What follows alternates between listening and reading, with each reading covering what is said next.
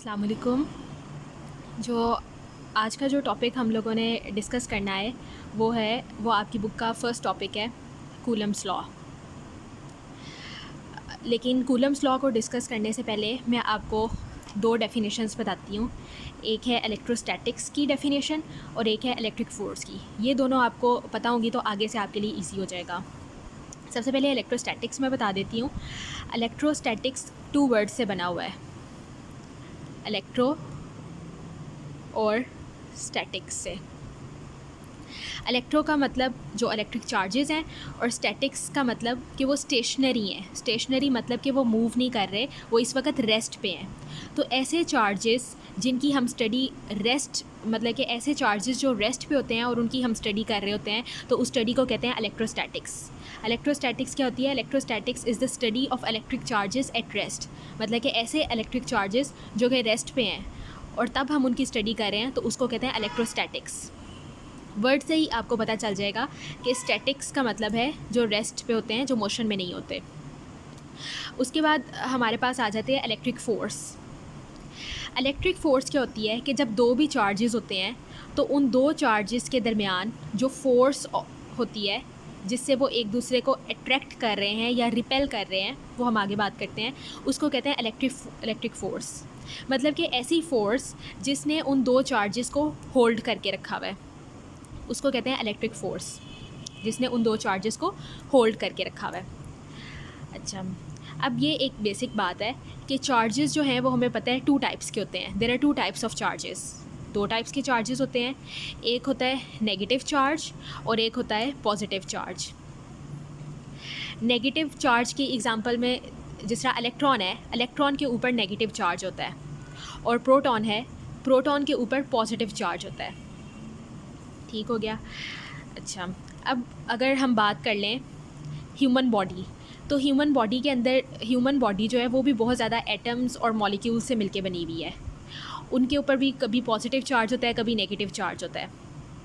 ठीक है, तो इसका मतलब जो हमारी बॉडी एटम्स और मॉलिक्यूल से बनी हुई है और उसके ऊपर भी पॉजिटिव चार्ज है या नेगेटिव चार्ज है, तो उनके दरमियान एक फ़ोर्स है जिसने उनको होल्ड करके रखा हुआ है, जिसने उनको जोड़ के रखा हुआ है। अगर इलेक्ट्रिक फ़ोर्स ना होती तो वो एटम्स और मॉलिक्यूल्स अलग-अलग होते, वो सही कभी जुड़ के ना रहते। ये फ़ोर्स है जो उनको होल्ड करके रखती है, उनको एक दूसरे के साथ जोड़ के रखती है। तो इसका मतलब हम ये कह सकते हैं कि जो ह्यूमन बॉडी की एग्जिस्टेंस है वो ड्यू टू इलेक्ट्रिक फ़ोर्स है। Existence due to electric force है कि ह्यूमन बॉडी हम बने क्यों हैं, हम इस वक्त क्यों एग्जिस्ट कर रहे हैं, हम लोग इस वक्त क्यों ज़िंदा हैं, क्योंकि हमारे अंदर जो एटम्स और मॉलिक्यूल्स हैं उनके दरमियान जो फ़ोर्स है, इलेक्ट्रिक फ़ोर्स है, उन इलेक्ट्रिक चार्जेस के दरमियान जो फ़ोर्स है उसने उनको जोड़ के रखा हुआ है। और जैसे हमने बात की कि 2 चार्जेस होते हैं, नेगेटिव चार्ज और पॉजिटिव चार्ज। तो अब ये आपने बात याद रखनी है कि जो लाइक चार्जेस होते हैं वो एक दूसरे को रिपेल करते हैं। जहाँ भी लाइक चार्जेस हो जाएंगे वो एक दूसरे को रिपेल करेंगे। लाइक अगर दोनों पॉजिटिव चार्जेस हैं तो वो एक दूसरे को रिपेल करेंगे, मतलब कि एक दूसरे से पीछे जाएंगे, एक दूसरे से भाग जाएंगे, एक दूसरे के पास नहीं जाएंगे, एक दूसरे से पीछे जाएंगे। इसी तरह अगर 2 नेगेटिव चार्जेस हैं तो ये भी एक दूसरे को रिपेल करेंगे, एक दूसरे के पास नहीं आएंगे, एक दूसरे से पीछे जाएंगे। और दूसरे चार्जेस अनलाइक चार्जेस का मतलब है जो एक जैसे नहीं है। लाइक पॉजिटिव और नेगेटिव एक जैसे नहीं है, वो क्या करेंगे, वो एक दूसरे को अट्रैक्ट करेंगे, वो एक दूसरे के पास आएंगे। जो पॉजिटिव और नेगेटिव चार्ज है वो एक दूसरे के पास आएंगे। और जो अनलाइक चार्जेस हैं, जैसा पॉजिटिव वो एक दूसरे को रिपेल करेंगे, मतलब कि एक दूसरे से दूर जाएंगे। ये एरोस शो करें कि एक उधर जा रहा है, एक इधर आ रहा है। और ये एरोस शो करें कि पॉजिटिव नेगेटिव अगर वो दोनों एक जैसे नहीं है तो वो एक दूसरे के पास आएंगे। इसी तरह जैसा ये नेगेटिव और नेगेटिव है, ये दोनों एक जैसे हैं। जहाँ भी एक जैसे होंगे वो एक दूसरे से पीछे जाएंगे, एक दूसरे से भागेंगे, तो वो एक दूसरे के कि जो नेगेटिव चार्जेस हैं वो एक जैसे हैं, वो एक दूसरे को रिपेल करेंगे, एक दूसरे से पीछे जाएंगे। उसके बाद सबसे पहले ये जो चार्जेस के दरमियान इलेक्ट्रिक फ़ोर्स एग्जिस्ट करती है, जिस फोर्स से वो एक दूसरे को अट्रैक्ट करें या एक दूसरे को रिपेल कर रहे हैं, इसको सबसे पहले मैयर किसने किया था, मतलब कि सबसे पहले वो कौन सा साइंटिस्ट था जिसने इसको सही लेबॉरेटरी में इसको सही तरह मैयर किया था कि कितनी फ़ोर्स होती है, फ़ोर्स की क्वांटिटी क्या है, उसकी मिकदार कितनी है, वो कितनी है। तो वो उसका नाम था Charles coulomb. Charles coulomb French military French जो फ्रांस की फ़ोर्स थी उसमें चार्ल्स कूलम्ब वहाँ का एक बंदा था, और उसने जो है सबसे पहले इस फोर्स को क्वांटिटेटिवली मैयर किया था। चार्ल्स कूलम्ब ने 1784 AD में उसने जो है सारी ऑब्जर्वेशन की, सारा कुछ उसने लेबॉर्ट्री में चेक किया। तो उसे क्या पता चला, उसे ये पता चला कि जो 2 पॉइंट चार्जेस के दरमियान फ़ोर्स होती है वो उनके मैग्नीट्यूड के डायरेक्टली प्रोपोर्शनल होती है, मैग्नीट्यूड के प्रोडक्ट के डायरेक्टली प्रोपोर्शनल होती है। मतलब कि अगर 2 चार्जेस हैं, हम कह रहे हैं कि 2 चार्जेस हैं और 2 चार्जेस के दरमियान हम लोगों ने फ़ोर्स फाइंड करनी है, तो वो जितना उनकी मैग्नीट्यूड है, मतलब कि जितनी उनकी क्वांटिटी है कि एक चार्ज कितनी क्वांटिटी का है, दूसरा चार्ज कितनी क्वांटिटी का है, उन दोनों का हम प्रोडक्ट ले लेंगे, उन दोनों को एक दूसरे के साथ मल्टीप्लाई करेंगे, उसके डायरेक्टली प्रोपोर्शनल होगा। और इन्वर्सली प्रोपोर्शनल किसके होगा, डिस्टेंस के स्क्वायर के। उन दोनों चार्जेस के दरमियान जो डिस्टेंस होगा उसके स्क्वायर के इन्वर्सली प्रोपोर्शनल होगा। और जब भी इन्वर्सली प्रोपोर्शनल होता है तो हम जिसके इन्वर्सली प्रोपोर्शनल होता है उसको डिनोमिनेटर में लिखते हैं। ठीक है, यहाँ मैंने डिनोमिनेटर में लिख दिया, तो डिस्टेंस के स्क्वायर के वो इन्वर्सली प्रोपोर्शनल होगा। तो मैं इसको अगर स्टेप वाइज लिखूँ तो मैं ऐसे लिख सकती हूँ कि F जो है, अगर मैंने कहा कि एक चार्ज जो है वो Q1 है और दूसरा चार्ज Q2 है, तो इन दोनों चार्जेस की जितनी भी क्वांटिटी होगी उसको मल्टीप्लाई करना होगा उसके डायरेक्टली प्रोपोर्शनल। तो मैं ऐसे लिख सकती हूँ F is directly proportional to Q1 Q2। Q1 को इस वक्त मैंने Q2 से मल्टीप्लाई किया हुआ है, और F जो है वो इन्वर्सली प्रोपोर्शनल है दोनों के डिस्टेंस के स्क्वायर के। तो अगर ये मेरे पास 2 चार्जेस हैं, इनके दरमियान डिस्टेंस क्या है, इनके दरमियान जो डिस्टेंस है उसको मैं कह देती हूँ कि वो R है। तो इन दोनों के दरमियान जो डिस्टेंस होगा उसके स्क्वायर के वो इन्वर्सली प्रोपोर्शनल होगा। तो इसलिए ये जो R है इसको मैंने यहाँ पे लिखा कि F जो है वो इन्वर्सली प्रोपोर्शनल है to R square. F is directly proportional to Q1 Q2, दोनों के प्रोडक्ट के डायरेक्टली प्रोपोर्शनल है, और दोनों के जो दरमियान डिस्टेंस है उसके स्क्वायर के इन्वर्सली प्रोपोर्शनल है। इन्वर्सली प्रोपोर्शनल का मैंने आपको पहले भी बताया कि जब इन्वर्सली प्रोपोर्शनल होता है तो हम उसको नीचे लिखते हैं डिनोमिनेटर में। तो इसलिए अगर मैं इन दोनों इक्वेशंस को कंबाइन करूँ तो मैं इसको इस तरह लिख सकती हूँ, F is directly proportional to Q1 Q2 over R square. दोनों को मैंने कंबाइन कर दिया, कंबाइन करके लिख दिया Q1 Q2 ऊपर ही है और R स्क्वायर जो है वो नीचे आ गया। अब जब भी हम लोगों ने ये जो प्रोपोर्शनैलिटी साइन होता है, जब भी हम लोगों ने इसको इक्वालिटी के साइन में कन्वर्ट करना होता है तो हम लोगों को एक कांस्टेंट लगाना पड़ता है। जब भी हम लोग प्रोपोर्शनैलिटी के साइन को इक्वालिटी के साइन में कन्वर्ट करेंगे तो उसके लिए हमें एक कांस्टेंट लगाना पड़ेगा, और यहाँ पे कांस्टेंट क्या है, K। तो हम लोग यहाँ पे बात कर रहे थे कि जो प्रोपोर्शनैलिटी कांस्टेंट है वो K है। ठीक, अब मैं आपको इसको डायग्राम के थ्रू एक्सप्लेन करती हूँ। जो है अगर हम लोगों के पास 2 चार्जेस हैं, एक को मैंने कह दिया Q1 है और एक को मैंने कह दिया Q2 है, इन दोनों के दरमियान जो डिस्टेंस है वो R है, दोनों के दरमियान जो फासला है वो R है, Q1 और Q2 के दरमियान R है डिस्टेंस। अब Q1 पॉजिटिव है, Q2 भी पॉजिटिव है, दोनों पॉजिटिव हैं। इसका मतलब कि जब पॉजिटिव आ गए तो ये हमें पहले ही पता है कि वो एक दूसरे को क्या करेंगे, रिपेल करेंगे। जब रिपेल करेंगे तो इसका मतलब है वो एक दूसरे से पीछे भागेंगे। तो ये एरो से भी हमें पता चल रहा है कि एक दूसरे से पीछे भाग रहे हैं, वो उधर जा रहा है और ये वाला Q1 इधर जा रहा है। अब इनकी जो फोर्स होती है उसको रिप्रेजेंट करने का एक तरीका होता है कि यहाँ मैंने लिखा हुआ है F21 और यहाँ मैंने लिखा हुआ है F12। इसका क्या मतलब है? जब F12 होगा तो आपने ऐसे याद रखना है कि हम लोग इस तरह ना एरो लगा देते हैं। तो ये आपने याद रखना है कि ये फ़ोर्स है जो Q2 इस वक्त Q1 पे लगा रहा है। इसको याद रखने का ये तरीका है। F12 जो बाद वाला नंबर होता है वो पहले वाले के ऊपर फ़ोर्स लगा रहा होता है। तो F12 का मतलब हुआ कि इस वक्त Q2 Q1 के ऊपर कितनी फ़ोर्स लगा रहा है, कितनी फ़ोर्स लगा रहा है कि Q1 इधर जा रहा है। इसी तरह अगर हम बात करें F21 की, तो बाद वाला नंबर F21 का क्या मतलब है? F21 का ये मतलब है, अगर हम लोग इसके एरो लगाएं तो मैंने आपको बताया था कि जो दूसरे वाला होता है उसकी से हम लोग एरो शुरू करते हैं और पहले वाले पे आके ख़त्म करते हैं। 1 का यहाँ पे मतलब है Q1 और 2 का यहाँ पे मतलब है Q2। अब इसका ये मतलब है कि इस वक्त Q1 Q2 के ऊपर फोर्स एक्सर्ट कर रहा है। F21 का मतलब है force exerted by Q1 on Q2, Q1 on Q2, force exerted by Q1 on Q2।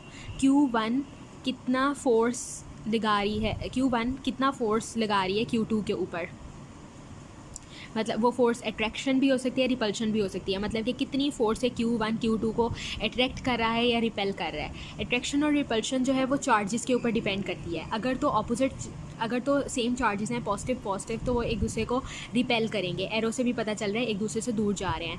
और अगर चार्जेस डिफरेंट है तो इसका मतलब वो एक दूसरे को अट्रैक्ट करेंगे, और ये एरो से भी पता चल रहा है ये एक दूसरे को अपनी तरफ खींच रहे हैं। जो Q2 जितनी फोर्स से Q1 को अपनी तरफ खींच रहा है वो F21 है, force exerted by Q1 on Q2। और इसी तरह जितनी फोर्स से Q2 Q1 को अपनी तरफ खींच रहा है उसको F12 कहते हैं। मतलब कि F12 का ये मतलब है force exerted by Q2 on Q1। Q2 कितनी फोर्स से Q1 को अपनी तरफ खींच रहा है। ये रिप्रेजेंटेशन का मेथड आपको आना चाहिए। उसके बाद एक ये आपकी बुक में लाइन लिखी हुई है, force acts along the line joining two charges. इसका क्या मतलब है? इसका ये मतलब है कि अगर दो चार्जेस चाहे एक दूसरे को रिपेल कर रहे हैं या एक दूसरे को अट्रैक्ट कर रहे हैं, तो उन जो ये फोर्स वाली जो हमने लाइन लगाई होती है, ये उनके दरमियान जो लाइन होती है उसके अलोंग होती है। मतलब कि यहाँ पे ये दोनों चार्जेस एक दूसरे को रिपेल कर रहे हैं, ये इसको इधर खींच रहा है, ये इसको इधर खींच रही है। तो ये फोर्स अगर हम इसको पीछे से बढ़ाएं, दोनों के दरमियान डॉटेड लाइन ड्रॉ करें, तो इसका मतलब ये वो लाइन है जिसके अलोंग ये फोर्स एक्ट कर रही है। इस लाइन के अलोंग ये इसको इस तरफ खींच रहा है, और इस लाइन के अलोंग ये इसको इस तरफ जो है रिपेल कर रहा है, भेज रहा है। वो उस तरफ जा रहा है, वो उस तरफ जा रहा है। और अगर यहाँ पे हम लोग देखें तो ऑपोजिट चार्जेस हैं, इसका मतलब ये एक दूसरे को अट्रैक्ट करेंगे। तो इनके दरमियान भी ये फोर्स, अगर इनके दरमियान डॉटेड लाइन लगाएं तो इस लाइन के अलोंग ये फोर्स एक दूसरे पे लगा रहे हैं। यहाँ पे अट्रैक्शन की फोर्स है, इस लाइन के अलोंग ये इस Q2 Q1 को अपनी तरफ खींच रहा है, और इसी लाइन के अलोंग Q1 Q2 को अपनी तरफ खींच रहा है। ये वाली लाइन थी। ये हम लोगों ने यहाँ पे फॉर्मूला पढ़ा था, F = K Q1 Q2 over R²। अब मैं आपको K के बारे में बताती हूँ कि K क्या है। K के बारे में आपने कुछ बातें याद रखनी है कि K जो है वो, पहली बात तो ये कि प्रोपोर्शनैलिटी कांस्टेंट है। मैंने आपको ऊपर भी बताया था कि जब हम लोग प्रोपोर्शनैलिटी वाले साइन को इक्वालिटी वाले साइन में कन्वर्ट करते हैं तो एक कांस्टेंट लगाने की ज़रूरत पड़ती है, उसको कहते हैं प्रोपोर्शनैलिटी कांस्टेंट। तो इसीलिए K क्या है? K एक प्रोपोर्शनैलिटी कांस्टेंट है। और उसके अलावा अब ये पूछते हैं कि K जो है वो किसके ऊपर डिपेंड करता है। K दो चीज़ों के ऊपर डिपेंड करता है कि जो दो चार्जेस हैं उनके दरमियान जो मीडियम है, मीडियम का मतलब ये होता है कि दो चार्जेस के दरमियान क्या है, कुछ भी नहीं है या कुछ है, मतलब कि कोई मीडियम उनके दरमियान क्या है, दो चार्जेस के दरमियान, उस मीडियम पे डिपेंड करता है। K की वैल्यू जो है वो दो चीज़ों पे डिपेंड करती है, एक मीडियम पे जो कि दो चार्जेस के दरमियान है, और उसके अलावा ये किस पे डिपेंड करता है? F, Q और R के यूनिट्स पे। ठीक है। अगर हम लोग यहाँ पे फार्मूला में भी देखें तो के जो है, चूँकि ये पूरा फार्मूला है तो के एफ़ पे भी डिपेंड करेगा। ये फार्मूला का यही मतलब है ना कि ये सारे एक दूसरे से लिंक्ड हैं, इन सारों का एक दूसरे के साथ रिलेशन है। तो के जो है वो एफ़ पे भी डिपेंड करेगा, के Q1 Q2 और R, इन सारों के अलावा जो बाकी सारे इधर है ना उन पे डिपेंड करेगा, एफ़ क्यू आर इन सब पे डिपेंड करेगा। तो के दो चीज़ों पे डिपेंड किया, एक जो दो चार्जेस के दरमियान मीडियम था उसके ऊपर डिपेंड किया कि दोनों चार्जेस के दरमियान क्या है, और उसके अलावा जो के है वो एफ़ क्यू और आर पे डिपेंड करेगा। अच्छा, अब हम लोग कैलकुलेशन करने वाले हैं, और उससे पहले हम लोग कैलकुलेशन करने से पहले हम लेट कर लेते हैं, हम एज्यूम कर लेते हैं, हम ये तसव्वुर कर लेते हैं, या हम लोग ये कंसीडर कर लेते हैं, ये मान लेते हैं कि जो दो चार्जेस हैं उनके दरमियान फ्री स्पेस है। फ्री स्पेस का मतलब उनके दरमियान मीडियम क्या है, उनके दरमियान मीडियम फ्री स्पेस है। फ्री स्पेस का मतलब है कि उनके दरमियान कुछ भी नहीं है, कुछ भी नहीं है, इवन के हवा भी नहीं है उनके दरमियान, एयर भी नहीं है उनके दरमियान, कुछ नहीं है, बिल्कुल खाली, कोई उनके दरमियान कोई मैस नहीं है, उनके दरमियान कोई एयर नहीं है, कोई पार्टिकल उनके दरमियान नहीं है, उनके दरमियान फ्री स्पेस है, बिल्कुल कुछ नहीं है। तो इस तरह पढ़े हुए हैं, ठीक है। और जो यूनिट्स है ना, एक मीडियम की बात हमने की, अब दूसरी हम बात करने वाले यूनिट्स की। और यूनिट्स जो है ना वो एसआई यूनिट्स हैं। एसआई यूनिट्स क्या होते हैं? System international units. System international मतलब कि जो पूरी दुनिया में एक जैसे यूनिट्स यूज़ हो रहे हैं उनको हम कहते हैं एसआई यूनिट्स। और आपको पता है कि फ़ोर्स का यूनिट, ऐसा यूनिट जो पूरी दुनिया में माना जाता है, वो कौन सा है? फ़ोर्स का यूनिट न्यूटन होता है, एन से उसको रिप्रेजेंट करते हैं। क्यू जो चार्ज होता है, क्यू क्या है? चार्ज है, क्यू चार्ज है। चार्ज का यूनिट क्या है? कूलम्ब। चार्ज का यूनिट कूलम्ब है, उसको सी से रिप्रेजेंट करते हैं, कूलम्ब। और आर जो कि चार्जेस के दरमियान डिस्टेंस को हम कहते हैं, जो कि चार्जेस के दरमियान डिस्टेंस को हम आर कहते हैं। आर का ऐसा यूनिट है मीटर। फोर्स का न्यूटन एन से रिप्रेजेंट किया, क्यू का कूलम सी से रिप्रेजेंट किया, आर का मीटर एम से रिप्रेजेंट किया। तो वो कह रहे हैं कि अगर ये दो कंडीशंस हैं, अगर ये दो कंडीशंस हैं कि दोनों चार्जेस के दरमियान जो मीडियम है वो फ्री स्पेस है, मतलब कि उनके दरमियान कुछ भी नहीं है, और यूनिट्स जो हैं वो सारे के सारे एसआई यूनिट्स हैं, कोई और यूनिट नहीं है। मतलब कि फोर्स का और भी तो कोई यूनिट होता है ना, आर का इस तरह मीटर तो एसआई यूनिट है, इसके अलावा सेंटीमीटर होता है, किलोमीटर। हमने ये सपोज कर लिया कि यूनिट सारे एसआई हैं, न्यूटन है, कूलम्ब है, मीटर है। तो वो कहते हैं कि साइंटिस्ट ने फाइंड किया कि जब ये दो चीज़ें होती हैं, फ्री स्पेस होती है मीडियम, और ये यूनिट्स होते हैं, तो फिर साइंटिस्ट ने लेबॉर्ट्री में अपने एक्सपेरिमेंट से ये डिस्कवर किया, ये बात उन्हें पता चली कि के की वैल्यू, इसका मतलब के की वैल्यू ये है, K is equal to 1/4 pi epsilon naught. ये क्या होता है? ये होता है epsilon naught, epsilon naught, epsilon naught, ये एप्सिलॉन नॉट। तो ये आपको याद होना चाहिए। अब यहाँ पे हम लोग एप्सिलॉन नॉट की बात करते हैं।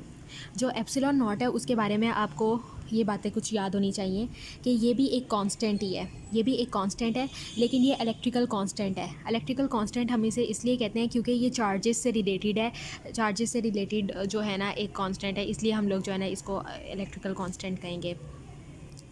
और ये जो है ये हमें बताता है permittivity of free space. Free space का परमिटिविटी ऑफ फ्री स्पेस का ये मतलब कि जो चार्जेस हैं उनके दरमियान फ्री स्पेस है, मतलब कि उनके दरमियान कुछ नहीं है, ठीक है। तो हमें ये बताएगा कि ये इसमें से एप्सिलॉन नॉट जो है वो हमें ये बताएगा कि इस फ्री स्पेस में से इसकी और इसकी कितनी इलेक्ट्रिक फ़ोर्स जो है उसकी परमिशन है कि वो गुजर सकती है, इलेक्ट्रिक फील्ड कितना गुजर सकता है इसमें से, मतलब कि वो कितना परमिट कर सकता है अपने अंदर से उसको गुजारने का। तो इसलिए हम इसको कहते हैं परमिटिविटी ऑफ फ्री स्पेस।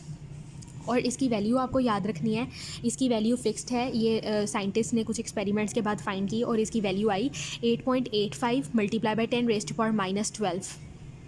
ये इसकी वैल्यू है, और यूनिट है इसका कूलम्ब स्क्वायर पर न्यूटन पर मीटर स्क्वायर। ये यूनिट आप ऐसे ही याद कर लें। वैसे ये यूनिट हम डिराइव भी कर सकते हैं, और कैसे डिराइव कर सकते हैं अगर मैं आपको यहाँ पे साइड पे बताऊँ तो जिस तरह हम लोगों ने ये फॉर्मूला पढ़ा था, F इज़ इक्वल टू के Q1 Q2 over R square. तो अगर मैं लिखूँ f इज़ इक्वल टू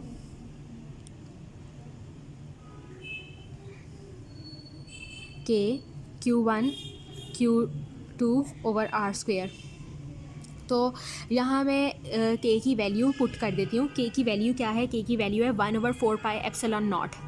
तो मैं मैं भी यही लिख देती हूँ, के की जगह लिख देती हूँ 1/4 epsilon naught Q1 Q2 over R square. यहाँ से अगर मैं एप्सिलॉन नॉट का यूनिट्स निकालना चाहती हूँ तो वो क्या होगा? जो यहाँ पे Q1 Q2 over R square यहाँ पे इसके साथ मल्टीप्लाई हो रहा है, तो जब हम लोग एक साइड से दूसरी साइड पे लेके जाते हैं तो वो ये अगर फ्रैक्शन की फॉर्म में हो तो वो उसका रेसिप्रोकल हो जाता है।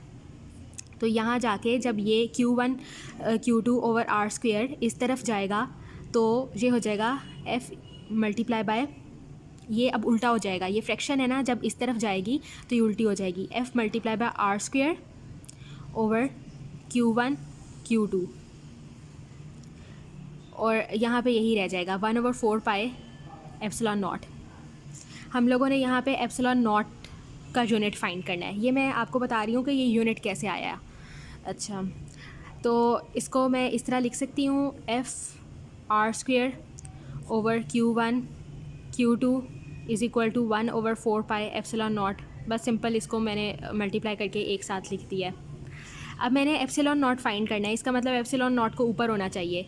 तो ये मैथ्स का फार्मूला, मैथ्स की ये रूल होता है कि अगर इक्वालिटी के इर्द गिर्द फ्रैक्शन है, अगर हम एक तरफ रेसिप्रोकल लेंगे तो हमें दूसरी तरफ भी रेसिप्रोकल लेना पड़ेगा। रेसिप्रोकल का ये मतलब है कि उसको उल्टा कर देना है। तो अगर मैं इसको ऊपर लाना चाहती हूँ तो इसका मतलब मुझे इधर भी उल्टा करना पड़ेगा। तो ये हो जाएगा Q1 Q2 over F R square is equal to, ये जब ऊपर चला जाएगा तो ये हो जाएगा 4 एप्सिलॉन नॉट, और नीचे 1 आ जाएगा, 1 हम नहीं लिखते होते। अब यहाँ पे पाए का तो कोई यूनिट नहीं होता, इसको आप चाहे इग्नोर कर दें, बस एप्सिलॉन नॉट को देखें। अब जो Q1 है चार्ज है, और आपको पता है चार्ज का यूनिट क्या होता है? कूलम्ब। इसका मतलब 2 बार यहाँ पे चार्ज मल्टीप्लाई हो रहा है, कूलम्ब। अब मैं यूनिट्स लिख रही हूँ इसके Q1 का क्या यूनिट होगा? कूलम्ब होगा। Q2 का क्या यूनिट होगा? कूलम्ब होगा। F का क्या यूनिट होता है? F का यूनिट न्यूटन होता है। R का यूनिट क्या होता है? मीटर होता है, और चूँकि स्क्वायर है तो इसलिए मीटर स्क्वायर हो जाएगा। ये हो गया एप्सिलॉन नॉट। मैंने आपको बताया कि पाई का कोई यूनिट नहीं होता, इसलिए इसको आप इग्नोर कर दें, बस खाली एप्सिलॉन नॉट लिख दें। तो एप्सिलॉन नॉट का फिर क्या यूनिट हो गया? एप्सिलॉन नॉट का यूनिट हो गया कूलम्ब स्क्वायर। कूलम्ब जब कूलम्ब से मल्टीप्लाई होगा तो वो कूलम्ब स्क्वायर हो जाएगा, ओवर न्यूटन मीटर स्क्वायर।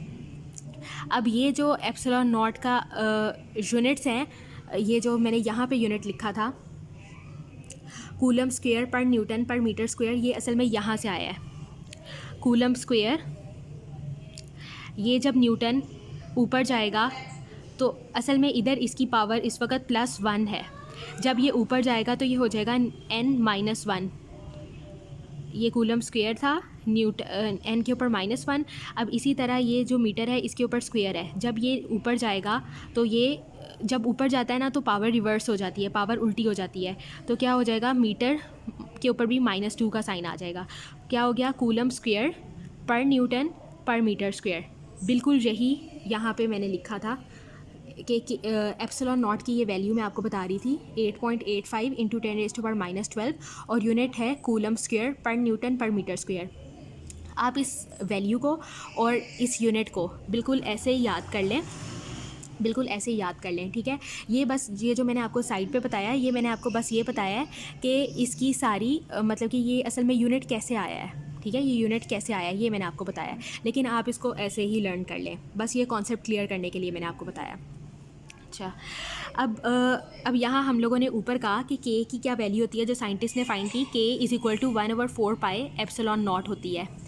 अब मैं यहाँ पे एप्सिलॉन नॉट की ये वाली जो वैल्यू है, मैंने आपको बताया कि ये आपने लर्न करनी है, ये मैं वैल्यू यहाँ पे पुट करने वाली हूँ, इसमें मैं ये वैल्यू पुट करने वाली हूँ। k = 1/4 इंटू एप्सिलॉन नॉट की वैल्यू पुट की 8.85 इंटू 10⁻⁻12। जब इसको मैंने पूरे को कैलकुलेटर से सॉल्व किया, पाई की वैल्यू ये मैंने सारा ये पाई की वैल्यू कैलकुलेटर में 3.14 पुट कर लें या वैसे ही कैलकुलेटर से फाइंड कर लें, तो k की क्या वैल्यू आई, k की वैल्यू आई 9 इंटू 10⁻9। अब इसके यूनिट्स आप कैसे याद रखेंगे, इसके यूनिट्स आपने ऐसे याद रखने हैं कि ये जो एप्सिलॉन नॉट के यूनिट्स थे ना, इनको आपने उल्टा कर देना है तो k के यूनिट्स बन जाएंगे। ठीक है, देखें यहाँ पे n के ऊपर -1 था ना, जहाँ n के ऊपर +1 है और +1 को हम नहीं लिखते। उसी तरह यहाँ पे m के ऊपर -2 है और यहाँ पे उल्टा हो गया है, m के ऊपर +2 है। ठीक है, इसी तरह यहाँ पे कूलम के ऊपर +2 था, जहाँ पे कूलम के ऊपर -2 है। तो आपने याद रखना है कि ये जो एप्सिलॉन नॉट के यूनिट्स हैं, एप्सिलॉन नॉट के यूनिट्स को अगर हम उल्टा कर दें तो वो k के यूनिट्स बन जाते हैं। ये भी आपने वैल्यू याद करनी है। इसका मतलब यहाँ से आपने दो चीज़ें एज इट इज़ याद करनी है, बिल्कुल ऐसे ही याद करनी है। एक आपने एप्सिलॉन नॉट की वैल्यू याद करनी है, ये MCQs में भी बहुत ज़्यादा पूछा जाता है, 8.85 इंटू 10⁻⁻12, और यूनिट्स अच्छे से याद कर लेने हैं, कूलम स्क्वायर पर न्यूटन पर मीटर स्क्वायर। और इसी तरह k की वैल्यू भी आपने बिल्कुल एज इट याद करनी है, 9 into 10⁻9 newton metre square coulomb per square. फिर उसके बाद हम लोगों ने आगे क्या किया, जो हमारी ये वाली, ये बिल्कुल जिस तरह मैंने आपको यहाँ साइड पे भी बताया था कि F = k Q1 Q2/r², ये जो हमने पिछले पेज पे ये फार्मूला डिराइव किया था, F = k Q1 Q2/r²।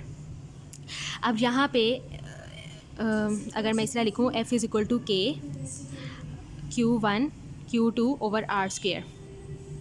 अब यहाँ पे मैं k की वैल्यू पुट कर रही हूँ, putting the value of k, मैं k की वैल्यू पुट कर रही हूँ। k की वैल्यू क्या होती है, k की वैल्यू होती है k = 1/4 एप्सिलॉन नॉट। मैंने k की वैल्यू यहाँ पुट कर दी है, k की जगह मैंने लिख दिया 1/4 एप्सिलॉन नॉट, और साथ ये वाली जो क्वांटिटी है या ये जो है, ये बिल्कुल ऐसे ही आ गया है, Q1 Q2/r²। इसका मतलब मैं इस तरह भी, इसका मतलब अब मेरा ये फार्मूला ये बन गया है। ये सिंपल फॉर्म थी, F = k Q1 Q2/r², और ये वाली जो फॉर्म है ये k की वैल्यू पुट करने के बाद आई है, F = 1/4 epsilon naught Q1 Q2/r²।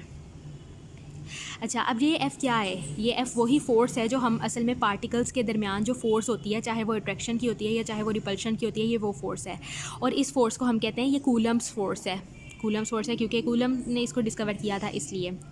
इसके बारे में एक जो इम्पॉर्टेंट बात है वो आपने ये याद रखनी है कि जो कूलम फोर्स है ये म्यूचुअल फोर्स होती है। म्यूचुअल ऐसी चीज़ को कहते हैं जो दोनों तरफ से होती है। मतलब कि अगर एक पार्टिकल दूसरे पार्टिकल को अपनी तरफ खींच रहा है तो दूसरा भी तो पहले को अपनी तरफ खींच रहा है ना। म्यूचुअल का ये मतलब है कि ये भी उसको फोर्स से खींच रहा है और ये भी उसको फोर्स से अपनी तरफ खींच रहा है, अगर ये ऑपोजिट हैं, प्लस और माइनस ऑपोजिट एक दूसरे को अट्रैक्ट करते हैं। तो इसका मतलब ये म्यूचुअल है, दोनों की तरफ से फोर्स लग रही है, ये भी इसको अपनी तरफ खींच रहा है और ये वाला इसको अपनी तरफ खींच रहा है। और म्यूचुअल फोर्स को अगर हम डिफ़ाइन करना चाहें कि म्यूचुअल फोर्स क्या होती है, तो म्यूचुअल फोर्स होती है इक्वल फोर्स बट ऑपोजिट। ये दोनों पार्टिकल्स जो एक दूसरे के ऊपर फोर्स लगा रहे हैं ये इक्वल लगा रहे हैं, इनकी अगर हम इस फोर्स को मेजर करें तो ये इक्वल है लेकिन ऑपोजिट है। देखें, ये इस डायरेक्शन में फोर्स लगा रहा है और ये इस डायरेक्शन में लगा रहा है। एरो जो हैं वो ऑपोजिट डायरेक्शन में लगे, मैं ना, ये इस तरफ लगा हुआ है और ये इस तरफ लगा हुआ है। तो इसका मतलब ये इक्वल है लेकिन ऑपोजिट है। और बिल्कुल जिस तरह आपने 9th-10th में भी पढ़ा होगा कि जो Newton's third law of motion था, Newton's third law of motion क्या कहता था कि every body exerts an equal but opposite force on the other body. हर बॉडी जो है वो दूसरे के ऊपर इक्वल और ऑपोजिट फोर्स एक्सर्ट करती है। तो ये बिल्कुल Newton's third law of motion की तरह है कि ये जो कूलम फोर्स है, इसलिए हम ये कह सकते हैं कि कूलम फोर्स बिल्कुल इसके ऊपर Newton's third law of motion जो है अप्लाई हो सकता है कि ये इक्वल बट ऑपोजिट फोर्स है। ये दोनों एक दूसरे को इक्वल लेकिन ऑपोजिट डायरेक्शन में खींच रहे हैं। ये वाला जो है ये इसको इस तरफ खींच रहा है और ये जो है इसको इस तरफ खींच रहा है, तो ऑपोजिट है। तो इसका मतलब अगर मैं मतलब कि इसकी ये अगर जिस तरह यहाँ मैंने आपको इस डायग्राम में बताया था, ये वाली डायग्राम कि इसमें जो Q1 है वो जो फोर्स लगा रहा है वो F12 है। ये 1-2 का कॉन्सेप्ट मैंने आपको पहले ही बता दिया है कि 1-2 का मतलब है कि Q1 Q2 पे कितनी लगा रहा है, force exerted by Q1 on Q2। तो F12 ये Q1 की फोर्स है और F21 ये Q2 की फोर्स है। तो इसका मतलब अगर ये दोनों फोर्सेस, मैंने अभी आपको यहाँ बताया कि Newton's third law of motion के मुताबिक ये इक्वल होनी चाहिए दोनों फोर्सेस। अगर ये Q1 था तो इसकी थी F12 और अगर ये Q2 थे तो इसकी थी F21। ठीक है, तो इसका मतलब Newton's third law of motion के मुताबिक ये दोनों फोर्सेस इक्वल होनी चाहिए और ऑपोजिट होनी चाहिए। ऑपोजिट जब हमने किसी चीज़ को कहना होता है ना, तो मैथमेटिकली अगर हम उसके पहले नेगेटिव का साइन लगा दें ना, तो इसका मतलब है वो ऑपोजिट हो गई है चीज़, नेगेटिव उसके ऑपोजिट हो गई है। अगर हम लोगों ने मैथमेटिकली ऑपोजिट बताना हो तो ऑपोजिट की जगह हम माइनस का साइन लगा दें, तो इसका यही मतलब है कि ये फोर्स इसके बिल्कुल उल्ट है। और इक्वालिटी का साइन लगा दिया क्योंकि हमने कहा कि ये म्यूचुअल फोर्स है, दोनों इक्वल लगाते हैं, दोनों जो पार्टिकल्स हैं इक्वल लगा रहे हैं लेकिन ऑपोजिट लगा रहे हैं।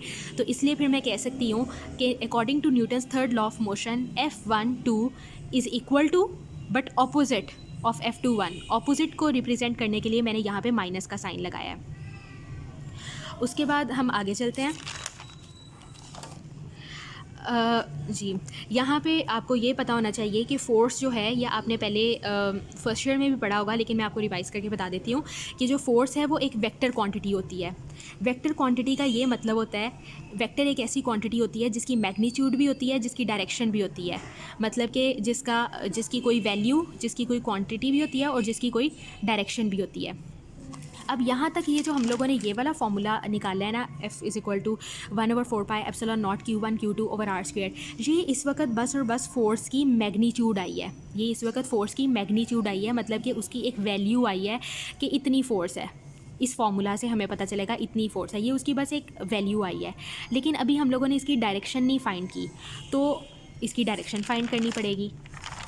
अब हम वो कर लेते हैं, क्योंकि हमें पता है कि फ़ोर्स एक वेक्टर क्वांटिटी है, तो इसकी मैग्नीट्यूड भी होनी चाहिए और इसकी डायरेक्शन भी होनी चाहिए। अभी तक जो हमने पीछे तक निकाला है, उसके फॉर्मूला निकाला है, उससे वो बस और बस मैग्नीट्यूड निकला है, अब हमने इसकी डायरेक्शन निकालनी है। डायरेक्शन निकालने के लिए ये आपने यूनिट वेक्टर का कॉन्सेप्ट जो है, डायरेक्शन निकालने के लिए हम यूनिट वेक्टर को इस्तेमाल करेंगे। यूनिट वेक्टर का कॉन्सेप्ट आपने फर्स्ट ईयर में पढ़ा होगा लेकिन मैं आपको एक बार रिवाइज़ करके बता देती हूँ। यूनिट वेक्टर एक ऐसा वेक्टर होता है जिसका मैग्नीट्यूड 1 होता है। Any vector that has a magnitude 1, ऐसा वेक्टर जिसका मैग्नीट्यूड 1 होता है, उसको हम लोग क्या कहते हैं, यूनिट वेक्टर कहते हैं। और इसको हम लोग आपको पता है हमारे पास 3 एक्सिस होते हैं, x होता है, y होता है और एक z होता है जो कि स्पेस में होता है। एक x होता है, एक y होता है और एक z होता है जो कि स्पेस में होता है। x के अलॉन्ग अगर हम लोगों ने यूनिट वेक्टर ड्रॉ करना हो तो उसको हम लोग I से रिप्रेजेंट करते हैं, और यूनिट वेक्टर है तो इसलिए इसके ऊपर एक टोपी सी डाल देते हैं, आई हैट इसको कहते हैं। यूनिट वेक्टर को हम ऐसे रिप्रेजेंट करते हैं। ऐसा यूनिट वेक्टर जो एक्स एक्सिस के अलॉन्ग होगा उसको आई हैट से रिप्रेजेंट करते हैं, और ऐसा यूनिट वेक्टर जो वाई एक्सिस के अलॉन्ग होगा उसको जे हैट से रिप्रेजेंट करेंगे, और ऐसा वेक्टर जो जी एक्सिस के अलॉन्ग होगा उसको हम लोग के से रिप्रेजेंट करेंगे। ये मैंने आपको बात इसलिए बताई है क्योंकि ये आगे आपके न्यूमेरिकल्स में काम आएगी। ठीक है, ये आपने याद रखना है कि एक्स के अलॉन्ग कोई भी चीज़ जो एक्स के अलॉन्ग होती है, अगर एक्स एक्सिस के अलॉन्ग अगर हमने उसकी डायरेक्शन बतानी है तो उसके लिए हम यूनिट वेक्टर आई हैट इस्तेमाल करेंगे। अगर वाई एक्सिस के अलॉन्ग कोई भी चीज़ बतानी है तो उसके लिए जे हैट इस्तेमाल करेंगे, और अगर जी एक्सिस के अलॉन्ग है तो उसके लिए हम लोग के हैट का लफ्ज़ इस्तेमाल करेंगे। अब हम लोगों ने डायरेक्शन फाइंड करनी है। डायरेक्शन फाइंड करने के लिए जो हमने पीछे ये वाला फॉर्मूला निकाला था, F is equal to 1/4 pi epsilon naught Q1 Q2 over R square, ये इसको हम थोड़ा सा मॉडिफाई करेंगे। ये अभी बस मैग्नीट्यूड आई है, इसके आगे अब हम लोगों ने डायरेक्शन लिखनी है। डायरेक्शन कैसे लिखेंगे, डायरेक्शन लिखने के लिए हम लोग जिस तरह ये मैंने आपको बताया कि यूनिट वेक्टर आई हैट होता है, जे हैट होता है, के हैट होता है, हम इधर कूलम्स लॉ में हम लोग जो यूनिट वेक्टर ले रहे हैं ना उसको मैं ना आर से रिप्रेजेंट करती हूँ, उसको हम लोग आर से रिप्रेजेंट कर लेते हैं। लेकिन वही बात कि यूनिट वेक्टर के ऊपर टोपी होती है।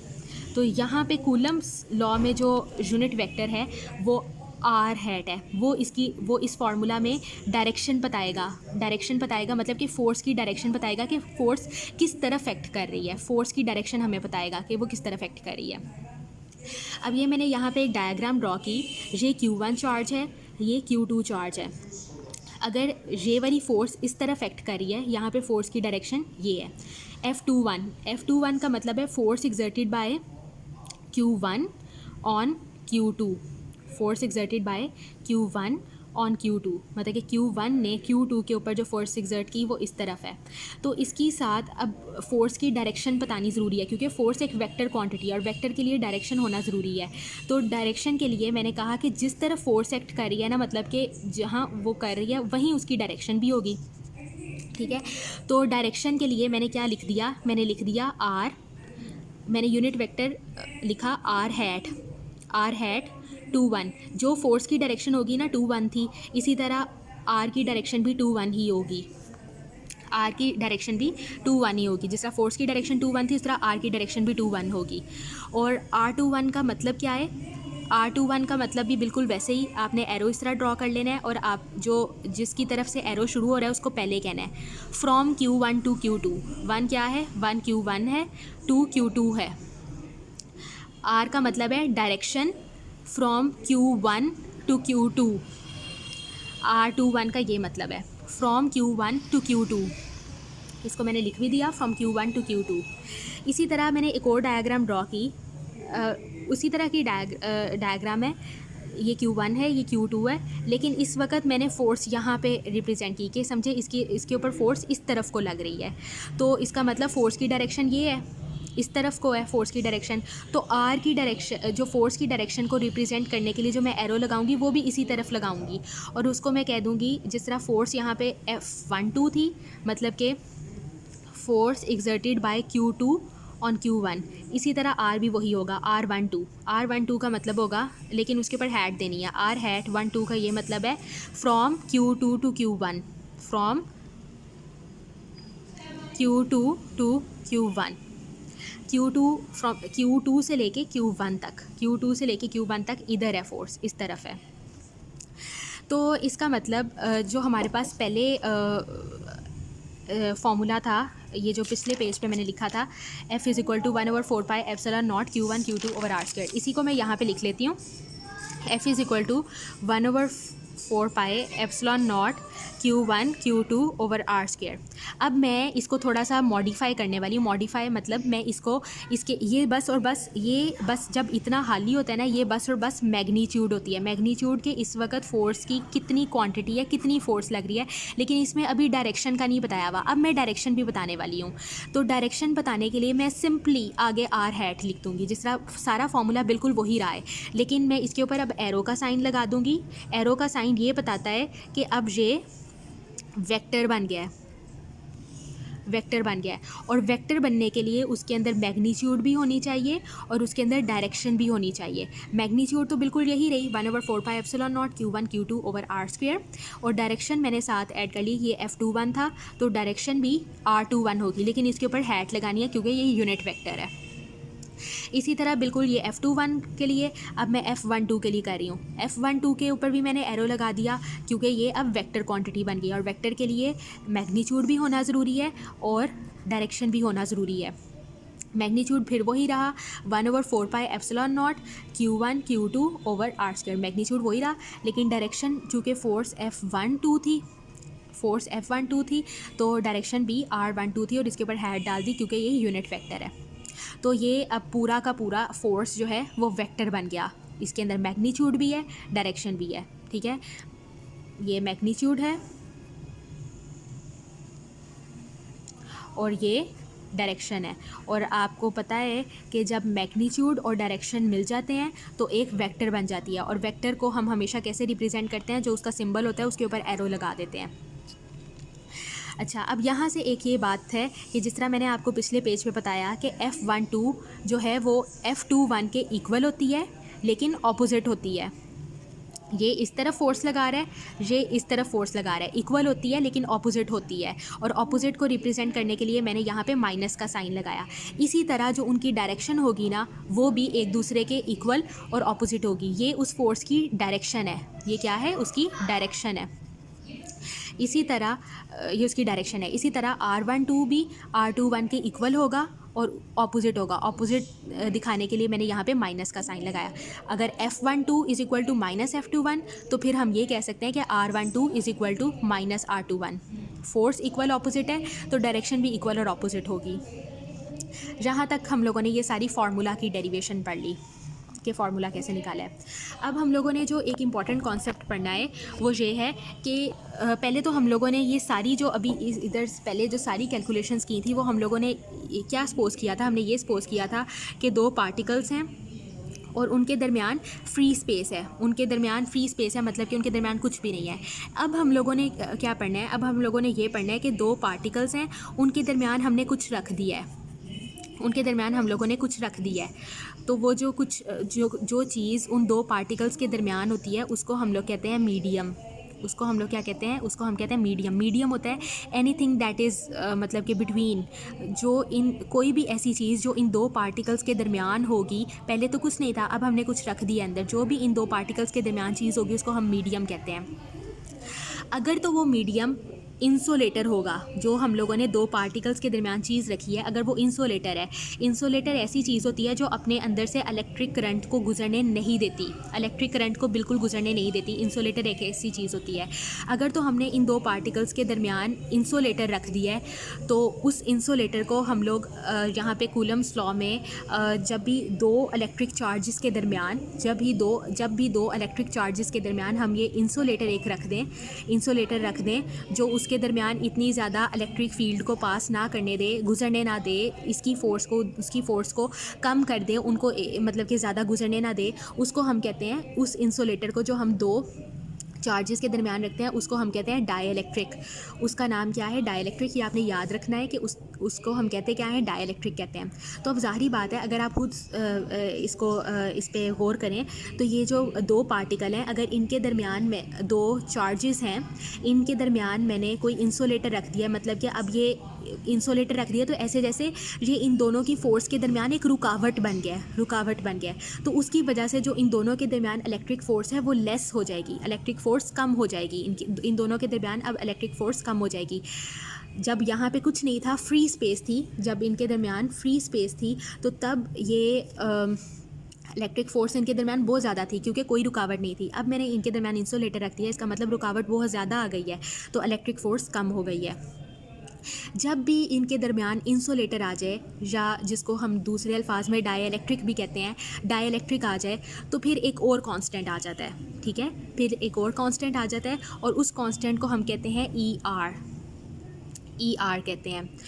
ER, ये जो R है ये किसके लिए स्टैंड करता है, ये करता है रिलेटिव परमिटिविटी के लिए। जो पहले हम लोगों ने पढ़ा था वो पढ़ा था एप्सिलॉन नॉट। एप्सिलॉन नॉट का मतलब था परमिटिविटी ऑफ फ्री स्पेस, ये फ्री स्पेस के लिए था।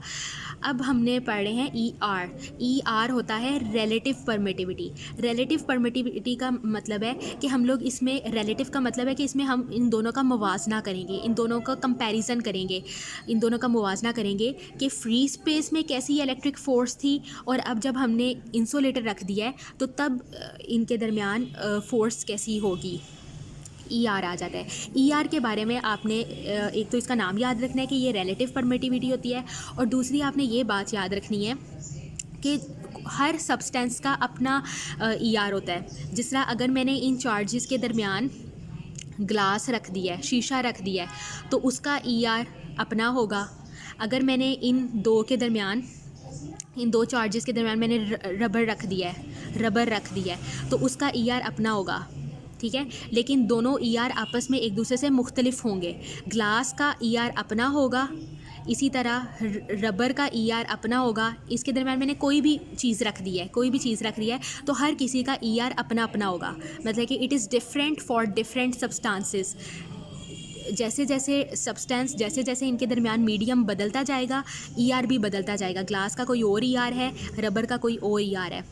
और ये जो मैंने बात लिखी है but constant for one, constant for one का ये मतलब है कि ग्लास चाहे मैंने मैंने अपने घर में ग्लास दो चार्जेस के दरमियान रखा है तो तब भी उसकी ईआर की वैल्यू वही थी जो आपने अपने घर में, समझे आप भी एक्सपेरिमेंट करें, मैं भी एक्सपेरिमेंट कर रही हूँ, मैंने दोनों चार्जेस के दरमियान ग्लास रखा है, उसकी कोई वैल्यू है, ठीक है। मेरे घर में भी वही वैल्यू होगी, आपके घर में भी वही वैल्यू होगी। मतलब कि ये नहीं कि ग्लास दुनिया में कहीं इधर है तो उसकी कोई और वैल्यू है, कहीं और है तो उसकी और वैल्यू नहीं। जहाँ भी वर्ल्ड में जहाँ भी ग्लास है उसकी वही वैल्यू रहेगी।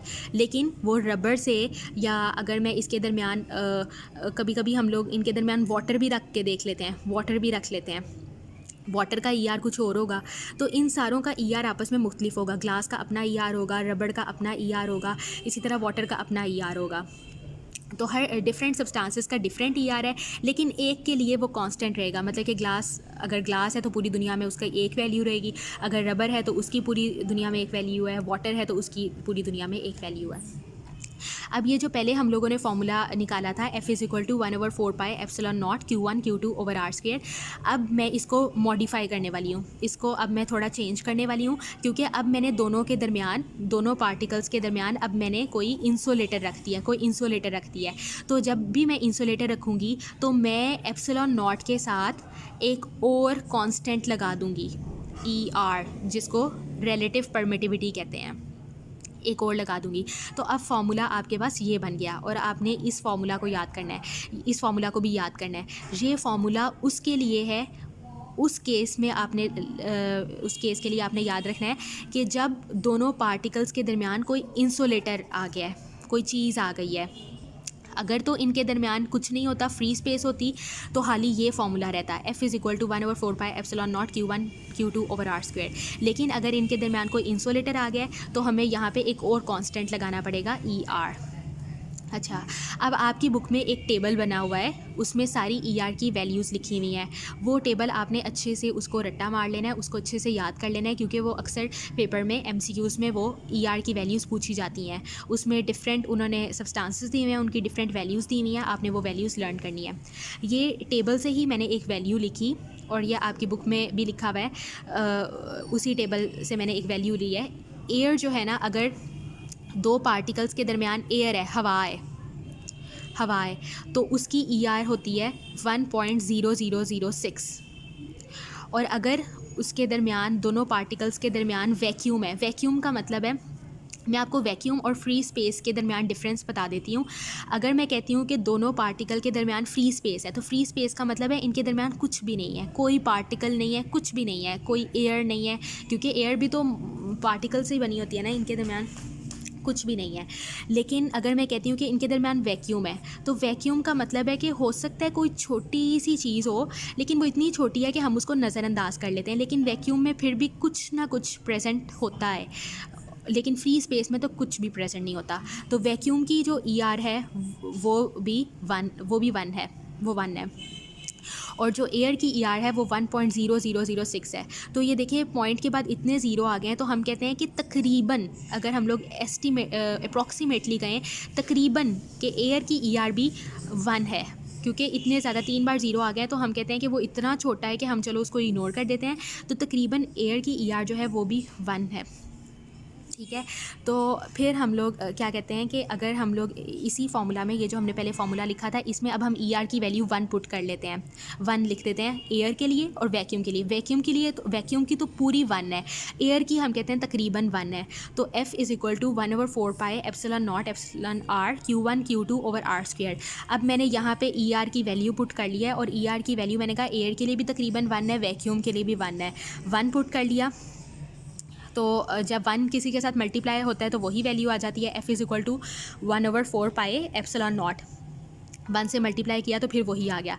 तो इसका मतलब जो हमने पहले फार्मूला निकाला था ना फ्री स्पेस के लिए, जो हमने पहले फार्मूला निकाला था फ्री स्पेस के लिए, वो इसका मतलब वैक्यूम पे भी अप्लाई होता है और वो एयर पे भी अप्लाई होता है। मतलब कि फ्री स्पेस के लिए भी वही फार्मूला है, वैक्यूम के लिए भी वही फार्मूला है, एयर के लिए भी वही फार्मूला है, क्योंकि इन सब में ER जो है वो एयर में तकरीबन 1 है और वैक्यूम में पूरा 1 है। तो इनको सॉल्व करके फिर वही फार्मूला आ जाता है, ये वाला फार्मूला।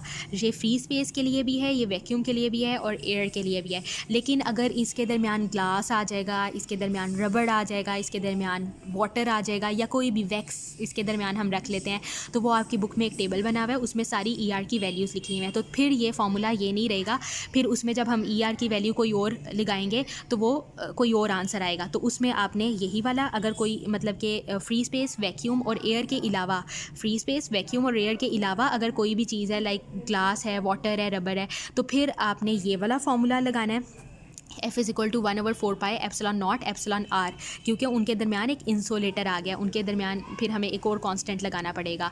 लेकिन अगर फ्री स्पेस है, वैक्यूम है और एयर है, तो फिर आपने सिंपल यही वाला फार्मूला लगाना है। अब मैं आपको इसको एक बार बुक से भी रीडिंग करके बता देती हूँ ताकि आपको ज़्यादा उसकी अच्छी समझ आ जाए। जी, अब हम लोग एक बार बुक से रीड कर लेते हैं कूलम्स लॉ को। We know that there are 2 kinds of charges, namely positive and negative charges. ये मैंने आपको पहले भी बताया था कि चार्जेस 2 किस्म के होते हैं, एक पॉजिटिव चार्ज होता है, एक नेगेटिव चार्ज होता है। The charge on an electron is assumed to be negative, electron पे जो चार्ज होता है वो नेगेटिव होता है। And charge on proton is positive, proton के ऊपर जो चार्ज होता है वो पॉजिटिव होता है। Moreover we also learn that like charges repel each other and unlike charges attract each other. मैंने आपको पहले भी बात बताई थी कि जो लाइक चार्जेस होते हैं, लाइक चार्जेस मतलब कि पॉजिटिव पॉजिटिव और नेगेटिव नेगेटिव एक जैसे हैं ना, वो एक दूसरे को क्या करेंगे, वो एक दूसरे को रिपेल करेंगे। और जो अनलाइक चार्जेस हैं, मतलब कि जो एक जैसे नहीं होते, वो एक दूसरे को अट्रैक्ट करेंगे। जैसे एक पॉजिटिव चार्ज है, एक नेगेटिव चार्ज है, एक पॉजिटिव चार्ज है, तो ये दोनों एक जैसे नहीं हैं, तो ये दोनों एक दूसरे को अट्रैक्ट करेंगे, एक दूसरे को अपने तरफ खींचेंगे। Now we investigate the quantitative nature of these forces. अब हम लोगों ने देखना है कि इनके दरमियान ये जो फोर्स है, मतलब कि अट्रैक्शन की फ़ोर्स है या रिपल्शन की फ़ोर्स है, तो ये इसकी क्वांटिटी क्या है, मिकदार क्या है इसकी। The measurement of the force between electric charges was made in 1874 AD by Charles Coulomb। ये मैंने आपको पहले ही बताया था कि चार्ल्स कूलम ने सबसे पहले ये फोर्स फाइंड की थी एक्सपेरिमेंट करके 1874 AD में। अ फ्रेंच मिलिट्री इंजीनियर, और चार्ल्स कूलम फ्रांस के मिलिट्री का एक इंजीनियर था। On the basis of these measurements ही decided a law known as Coulomb's law. उसने एक लॉ दिया जिसका नाम कूलम्स लॉ था। यह आपको जो इसकी स्टेटमेंट है, या आपको एग्जैक्ट वर्ड्स में आनी चाहिए, ये इंपॉर्टेंट है, या आपको ऐसे एग्जैक्ट वर्ड्स में आनी चाहिए। और वो मैंने आपको पहले भी एक्सप्लेन किया कि वो जो दो पार्टिकल्स के दरमियान जो फोर्स होती है, वो उन दोनों के मैग्नीट्यूड, जो उन दोनों चार्जेस की क्वांटिटी है, उसके प्रोडक्ट के डायरेक्टली प्रोपोर्शनल होती है, और उनके दरमियान जो डिस्टेंस होता है उसके स्क्वायर के इन्वर्सली प्रोपोर्शनल होती है। तो यही लिखा है, the force between 2 point charges is directly proportional to the product of the magnitude of charges. दोनों चार्जेस के मैग्नीट्यूड के प्रोडक्ट के डायरेक्टली प्रोपोर्शनल है, and inversely proportional to the square of the distance between them, और उन दोनों के दरमियान जो डिस्टेंस है उसके स्क्वायर के इन्वर्सली प्रोपोर्शनल है। बाकी जो मैंने आपको पहले रजिस्टर पे सारा करके दिखाया, आपने उन स्टेप्स को फॉलो करना है। बुक में उन्होंने डायरेक्टली लिख दिया है, आपको जो मैंने पहले स्टेप्स बताए हैं आपने उनको फॉलो करना है। मैं आपको एक बार दिखा भी देती हूँ दोबारा। F is directly proportional to Q1 Q2, F is inversely proportional to R square. मिला के हमने लिख दिया F is directly proportional to Q1 Q2 over R square. और प्रोपोर्शनैलिटी साइन को हटाने के लिए हमने इक्वालिटी साइन लगाया, लेकिन फिर हमने एक कांस्टेंट भी लगा दिया। तो बिल्कुल यही आपकी बुक में भी लिखा हुआ है, F is directly proportional to Q1 Q2 over R square, और F is equal to K Q1 Q2 over R square. ये सबसे सिंपलेस्ट फॉर्म है कूलम्स लॉ की, ठीक है। और F is the magnitude of the mutual force that acts each of the 2 point charges. अच्छा, अब यहाँ पे F क्या है, F वो जो इनके दरमियान फोर्स है, पार्टिकल्स के दरमियान फोर्स, वो है। और पॉइंट चार्जेस क्या होते हैं, ये मैंने आपको नहीं एक्सप्लेन किया। पॉइंट चार्जेस ऐसे होते हैं जो जिनका साइज़ बहुत छोटा होता है, जिनका मैस या साइज़ बहुत छोटा होता है, और उनको हम एक जगह पे अगर उनकी स्टडी कर रहे हैं तो उनको पॉइंट चार्जेस कहते हैं। मतलब कि ये एक चार्ज है और ये दूसरा चार्ज है, तो ये पॉइंट चार्जेस इसलिए हैं क्योंकि इनका, यहाँ तो मैंने थोड़े बड़े बनाए ना, वैसे ये बहुत छोटे होते हैं। तो इनके दरमियान जो डिस्टेंस है उसके मुकाबले में उनका साइज़ बहुत छोटा है, इनका साइज़ बहुत छोटा है। तो ऐसे चार्जेस को हम पॉइंट चार्जेस कहते हैं। तो F जो है वो मैग्नीट्यूड है, मतलब कि म्यूचुअल फोर्स की, और जो Q1 Q2 और R है, Q1 Q2 जो है वो चार्जेस की मैग्नीट्यूड है, R जो है उन दोनों के दरमियान डिस्टेंस है। The force F always acts along the line between the 2 point charges. ये मैंने आपको बात एक्सप्लेन की थी कि जो लाइन होती है उसके अलॉन्ग फोर्स एक्ट करती है। के बारे में भी आपको बताया था, के इज़ द कांस्टेंट प्रोपोर्शनैलिटी। के क्या होता है? के कांस्टेंट ऑफ प्रोपोर्शनैलिटी होता है। और ये भी आपको बताया था कि इसकी वैल्यू किस पे डिपेंड करती है? It's value depends upon the nature of the medium between the two charges. एक तो मीडियम पे डिपेंड करती है और दूसरी किस पे डिपेंड करती है? Units in which F Q and R measured. जो बाकी इधर यूनिट्स रह गए एफ़ क्यू और आर, उनके यूनिट्स पे डिपेंड करता है। फिर हमने एक बात लेट कर ली थी कि अगर दोनों के दरमियान मीडियम फ्री स्पेस है, if the medium between the two charges is free space, हमने लेट कर लिया कि मीडियम फ्री स्पेस है और system of units and the system of units is SI unit है।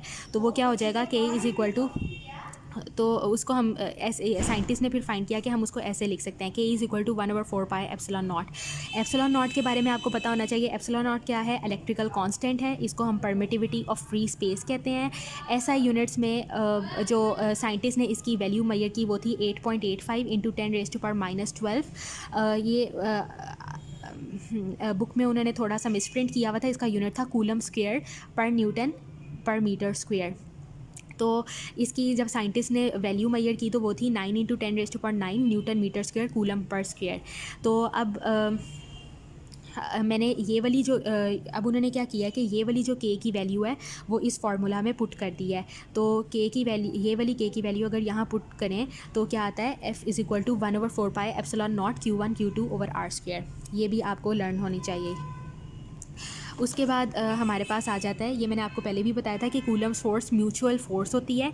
म्यूचुअल फोर्स का ये मतलब कि अगर Q1 Q2 के ऊपर कोई फोर्स लगा रहा है तो Q2 भी Q1 के ऊपर कोई फोर्स लगाएगा। That if Q1 exerts a force on Q2 the Q2 also exerts an equal and opposite. और ये भी बताया था मैंने आपको कि इक्वल फोर्स होती है और ऑपोजिट फोर्स होती है। इक्वल और अपोजिट होने की वजह से F12 जो है वो F21 के इक्वल होगी और अपोजिट को शो करने के लिए यहाँ पे नेगेटिव का साइन लगाया है। फिर उसके बाद ये वाली डायग्राम भी मैंने आपको बिल्कुल इसी तरह बताई थी कि जहाँ फोर्स होती है वहीं पे उसकी डायरेक्शन भी होती है। तो ये अगर फोर्स F21 है तो डायरेक्शन R21 होगी। और यहाँ पे उन्होंने बताया है the magnitude of both of these two forces is the same and ये उन्होंने बता दिया to represent the direction of these forces. अगर हम लोगों ने इन फोर्सेस की डायरेक्शन बतानी है तो वे इंट्रोड्यूस, मैंने आपको बताया था, डायरेक्शन बताने के लिए हमें अंदर यूनिट वेक्टर लाना पड़ेगा। यूनिट वेक्टर हम लिख देते हैं आर। यहाँ पे कूलम्स लॉ में हम यूनिट वेक्टर आर से रिप्रेजेंट करते हैं और उसके ऊपर ये एक टोपी डाल देते हैं क्योंकि यूनिट वेक्टर है, उसका सिंबल ऐसे होता है आर हैट 2 1। और मैंने आपको पहले भी बताया था R21 का क्या मतलब है। इस तरह आपने एरो लगा के याद रखना है कि 1 से 2 तक, जो 1 से 2 तक, तो वही यही उन्होंने लिखा है कि R21 is the unit vector directed from Q1 to Q2। 1 से 2 तक, Q1 से from Q1 to Q2, from Q1 to Q2 मतलब कि डायरेक्शन है कहाँ से? Q1 से Q2 तक। और इसी तरह R12 जो है, R12 वो है इस तरह, अगर आप देखें 2 से 1 तक, तो R12 is the unit vector directed from Q2 to Q1, 2 से 1 तक। अब सिंपल जिस तरह मैंने आपको पहले सारा बताया था वही है, वही फार्मूला उन्होंने लिखा है जो पहले ये वाला फार्मूला था, वही फार्मूला लिखा है, बस आगे उन्होंने डायरेक्शंस ऐड कर दिए हैं। F21 के लिए R21 होगा और F12 के लिए R12। जब आपने इसे पेपर पे लिखना है तो आपने इसके ऊपर एरो डालना है। यहाँ पे उन्होंने एरो नहीं डाला, यहाँ पे उन्होंने उसको बोल्ड कर दिया है, मोटा करके लिख दिया, बोल्ड करके लिख दिया है, तो वो भी वेक्टर ही होता है। लेकिन हम चूँकि जब लिख रहे होते हैं तो हम बोल्ड नहीं उस तरह कर सकते, तो हमने ऊपर एरो लगाना होता है। अगर आप ऊपर एरो इस तरह नहीं लगाएंगे तो नहीं लगेगा तो वो रॉन्ग हो जाएगा, तो इसलिए आपने ऊपर एरो लगाना है। ये 2 फार्मूलाज मैंने आपको बता दिए थे। इसी तरह फिर मैंने आपको बताया था कि अगर F21 और F12 ये दोनों एक दूसरे के ऑपोजिट हैं तो R भी एक दूसरे के इक्वल और ऑपोजिट होंगे, तो हम इस तरह लिख सकते हैं। उसके बाद ये वाला जो पैराग्राफ है ये सारा वही मीडियम वाला पैराग्राफ है।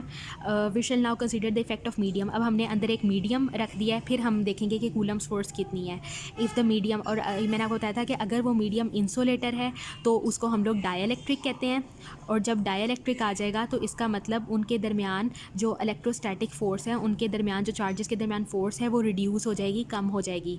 As compared to that in the free space, क्योंकि फ्री स्पेस में तो बहुत ज़्यादा थी, लेकिन जैसे ही मैंने इंसुलेटर रखा तो उनके दरमियान फोर्स रिड्यूस हो जाएगी by a certain factor which is a constant. तो मैंने कहा था कि जैसे ही हम इंसुलेटर रखते हैं तो फोर्स रिड्यूस हो जाती है और हमें फिर एक कांस्टेंट लगाना पड़ता है फॉर अ गिवन डाइलेक्ट्रिक, और उस कांस्टेंट को हम एप्सिलॉन आर कहते हैं, एप्सिलॉन आर कहते हैं, या इसका क्या नाम है, this constant is known as relative permittivity, relative permittivity कहते हैं, ई आर से उसको रिप्रेजेंट करते हैं। और ये सारा टेबल है जिसमें उसने ई आर की वैल्यूज़ दी हैं, ये आपको लर्न होना चाहिए। वैक्यूम की 1 है, एयर की 1.006 है, मतलब कि एयर की तकरीबन 1 है, एयर की तकरीबन 1 है, और बाकियों की आपने याद रखनी है। तो अब यहाँ पे ये उसने अगर ई आर लगा दिया, ई आर लगा दिया है क्योंकि उसने अब अंदर इंसुलेटर दिया है। अब यहाँ पे उसने एक बात लिखी है, it can be seen in the table that E R for air is 1.006, this value so close to 1 that with negligible error this one equation 12.3 gives the electric force on air. 12.3 ये वाली equation थी। तो वो कह रहे हैं कि air के लिए भी यही होगी, वैक्यूम का 1 है तो वैक्यूम के लिए भी ये वाली इक्वेशन होगी, F is equal to 1/4 pi epsilon naught Q1 Q2 over R square. मतलब कि उसमें वो जो मैंने आपको सारा सॉल्व करके बताया था कि इसमें ये जो 1 की जो वैल्यू पुट की थी, तो ये बिल्कुल आपने ऐसे याद रखना है कि फ्री स्पेस में वैक्यूम में और एयर में वो सारा 1 हो जाता है, तो इसलिए ये इस तरह ये उनके लिए भी यही फार्मूला होगा। लेकिन अगर अंदर कोई इंसुलेटर आ जाएगा तो फिर आपको अंदर ये वाला फार्मूला लिखना पड़ेगा जिसमें ई आर आ गया। आई होप आपको समझ आ जाए। अगर कोई भी प्रॉब्लम हुआ, कोई भी क्वेश्चन हुआ, तो आप जिनके साथ भी इन कांटेक्ट हैं आपने उनको बताना है, और फिर मेरे तक वो क्वेश्चन पहुंचा तो मैं आपको जो है ना उसका आंसर अच्छी तरह बता दूंगी।